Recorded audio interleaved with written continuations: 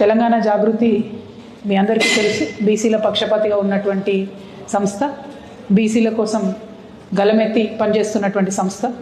మరి వాళ్ళ కేంద్ర రాష్ట్ర ప్రభుత్వాలు కూడా బీసీ బిడ్డలను మభ్యపెట్టే విధంగా 42% రిజర్వేషన్ ఇస్తామని చెప్పి పూటకొక మాట మాట్లాడుతున్నటువంటి సందర్భంలో దేశంలో అందరూ కూడా ఎదిరించలేనటువంటి పరిస్థితిలో ఉన్నప్పుడు మన తెలంగాణ నుండి ఒక వాయిస్ లేవడం, మన తెలంగాణ నుండి ఆర్ కృష్ణయ్య గారి సారథ్యంలో మరి పోరాట పిడికిలు బిగడం అన్నది చాలా సంతోషించాల్సిన విషయం.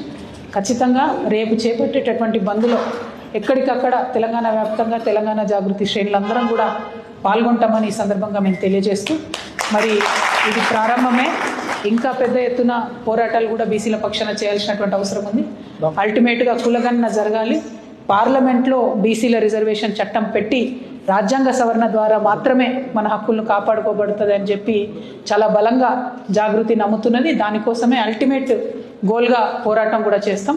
మరి ఒక పక్క ఢిల్లీలో ఆ పోరాటం అయితే, క్షేత్రస్థాయిలో గ్రామ గ్రామానికి పోయి మన బీసీ బిడ్డలందరిలో కూడా చైతన్యాన్ని నింపుకొని మరి పోరాట పటిమను పెంచేందుకు కూడా మన వంతు ప్రయత్నం కూడా చేద్దామని ఈ సందర్భంగా తెలియజేస్తూ, మీరు వచ్చి మద్దతు అడిగే అవసరమే లేదు, మా మద్దతు ఆల్రెడీ ఉంటుంది కూడా.